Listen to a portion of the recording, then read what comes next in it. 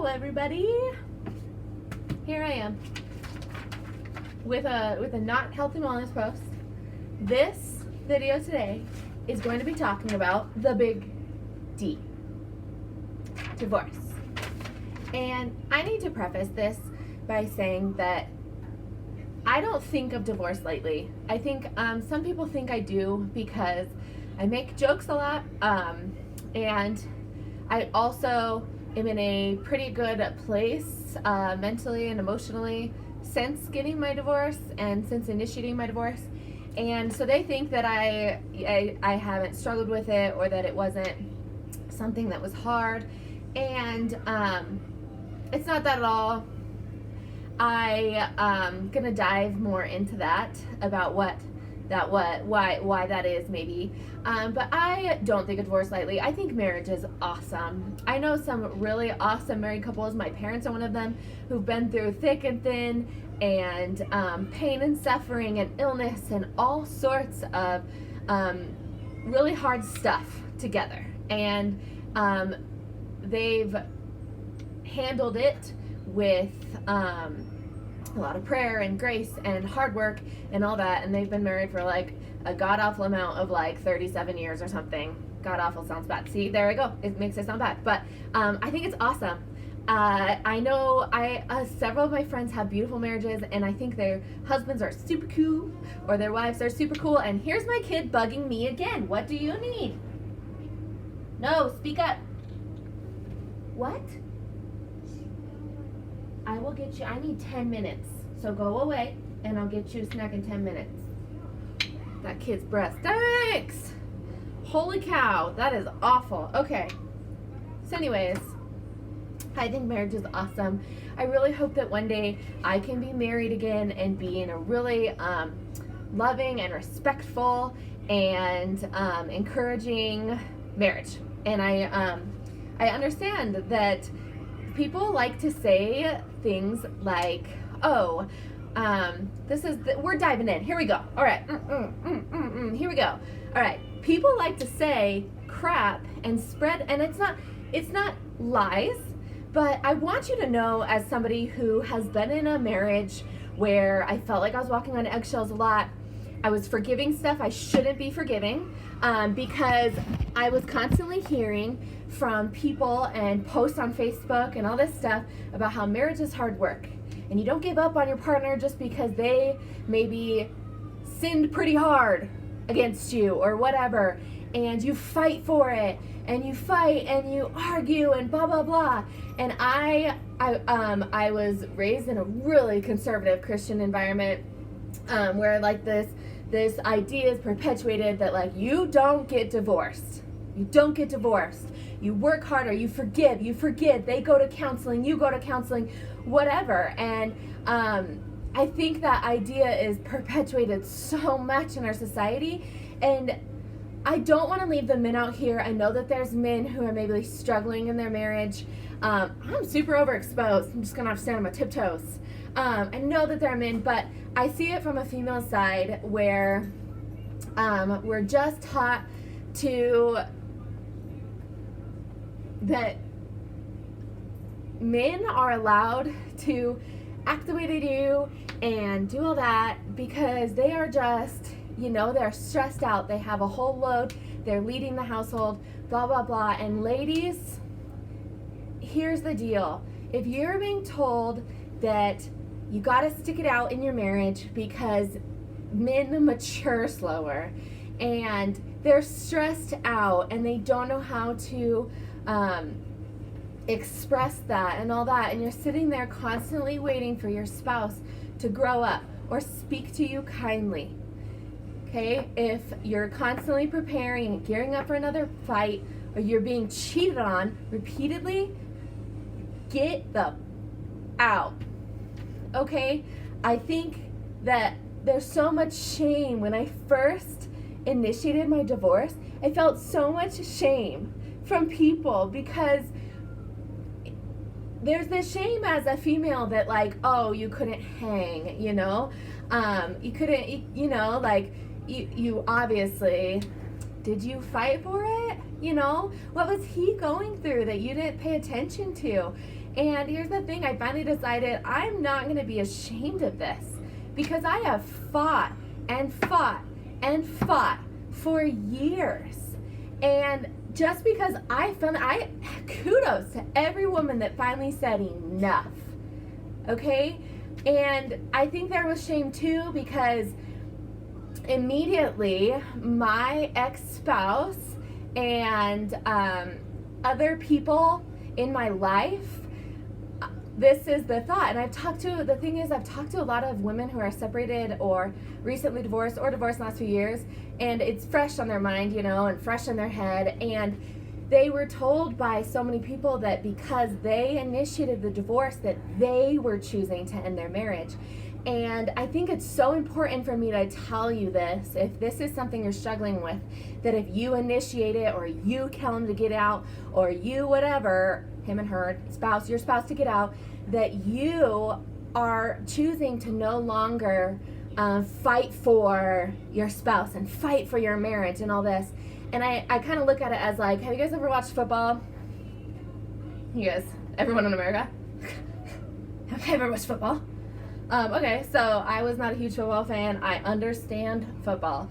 So the mercy rule, right? It's this rule. And just because one team or the refs or whatever claim mercy rule and let the clock run out and say mercy rule it, doesn't mean that it's them that caused the problem. It's just them that's saying, I'm calling this. This isn't fair. This is not fair to this team who is constantly losing. Go sit down right now. Go right now. Addie, go. I'm not going to listen to it. Go.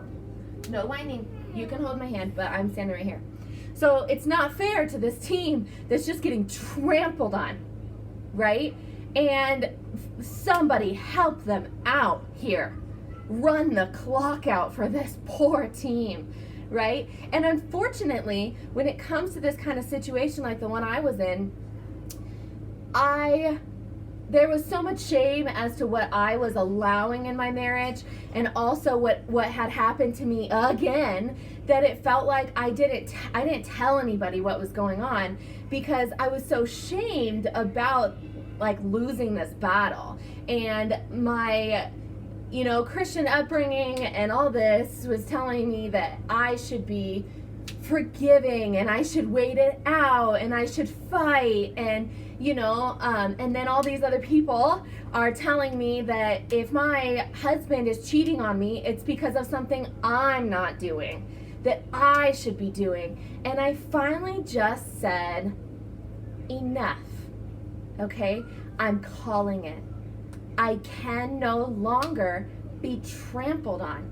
And immediately there was just this overwhelming for me feeling of relief, which is crazy. And that's where when people are like, I just don't understand how you're so good about it, it's that I was living with such stress and anxiety, and I was just being trampled on, that the minute the other team was told enough, game over, and I no longer was getting bulldozed to the ground. And my ex-husband never hit me.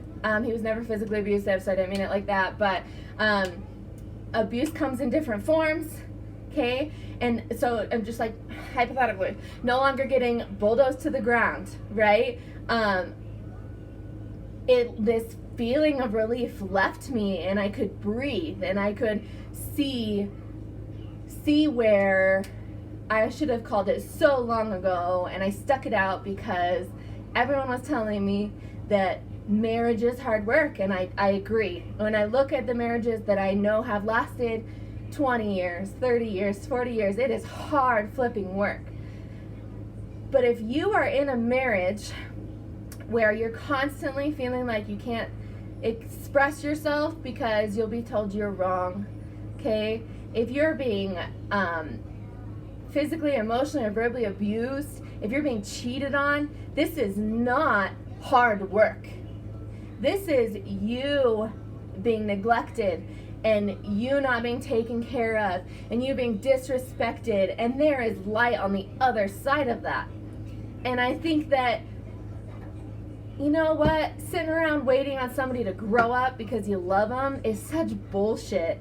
the people in their life should be encouraging them to grow up along with them, and you don't have to suffer in silence. So also, if you're thinking about getting divorced, or you just initiated or whatever, and anybody, your spouse, your ex-spouse, their family or their friends or anybody is telling you that you are causing the end of your marriage because you initiated the divorce, they are dicks. And Mom, if you're watching this video, I'm sorry for cussing. Sorry, not sorry. They're dicks. Okay? I'm going to be here to tell you, and I hope I had people on the other side. And this was what was so uplifting to me, was because when I first initiated, people started to find out, people were so distraught for me, and it was like my life was over. And to them, the problem was they didn't know what went on, and so to them I should be distraught. But I was excited and hopeful, and thankfully I look like I got some Indian war paint on here. Anyways, thankfully I had several people who asked me how I was feeling, and I was like, I'm feeling relieved. You know, they looked at me and they said, you know what, I imagined such a beautiful life for you. Like, one day you're gonna meet a guy who respects you and takes care of you, takes care of your emotional needs and your physical needs and everything, and you'll have a beautiful life together. And you'll get to see the marriage part. When we say hard work, that you're working as a team. Hard work in marriage is not you working against each other and saying, wow, this is hard work. We cannot work together. We're constantly at each other's throats. I'm scared for him to come home. I'm walking on eggshells.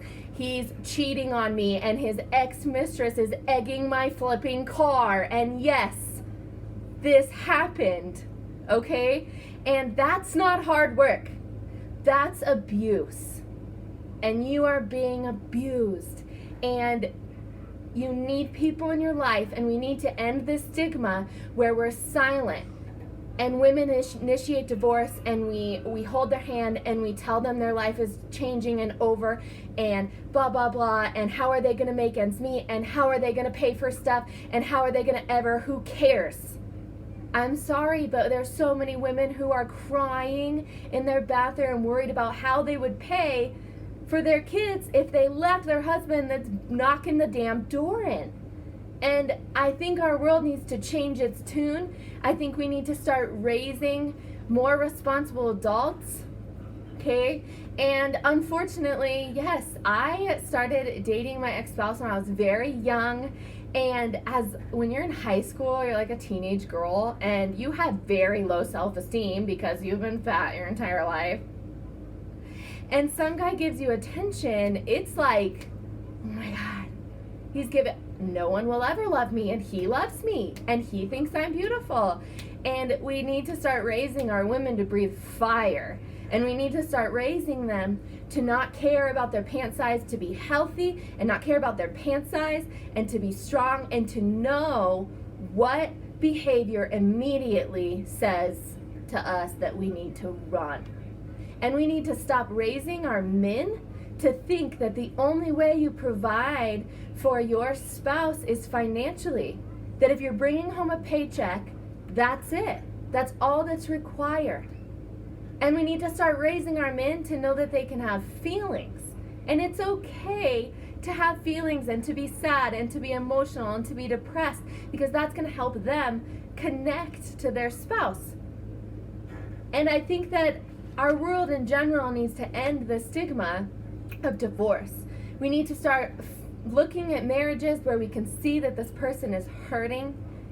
We need to start looking and asking our married friends who don't speak about their spouses that often, or their spouses aren't around, or whatever. We need to start asking them how their marriage is going. And if your friend or your child or whoever speaks up to you about something, you need to listen. And I'm not saying that the people in my life didn't listen, because I just didn't say anything. Because if I had told them what was going on and how I was feeling, I would have been listened to very hard. I would have been encouraged to change something.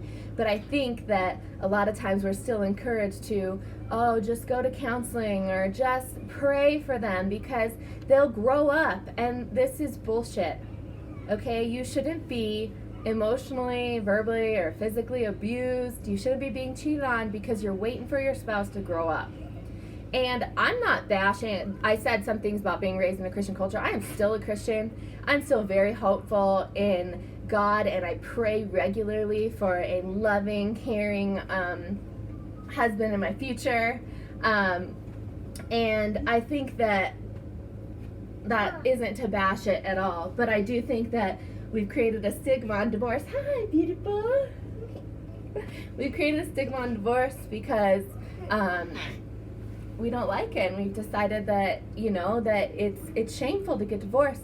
And so I encourage you, this may have been rambling. I'm gonna have to watch this whole video and decide.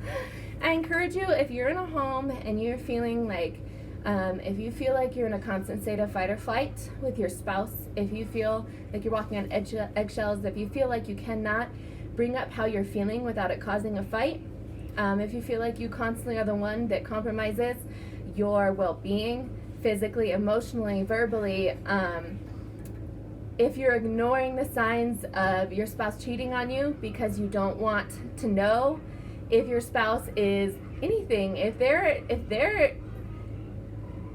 calling you names, if their voice is raised regularly at you, if every time you bring something up, it's, oh, here we go again, okay? I encourage you to reach out to somebody and to tell them what's going on. And if that person isn't concerned for your well-being or concerned about it, reach out to me, because I would love to listen. And I'm not going to sit there and tell you to go hire a divorce lawyer. And this isn't an ad for my divorce lawyer. She's great, by the way. But this isn't an ad for her, you know? Like, I'm not promoting divorce.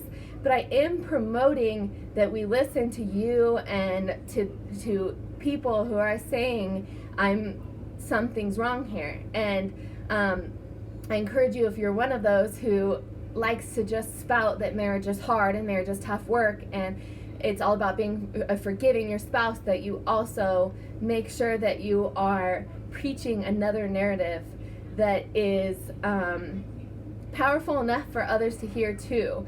That it is okay to get divorced and to start your life over, because God did not intend marriage to look like the one you're in. And so if you are, or someone you know is struggling with this, like, encourage them to watch this video, or encourage them to reach out to somebody, because they don't have to go it alone, and there is hope on the other side of it. All right? Have a good day.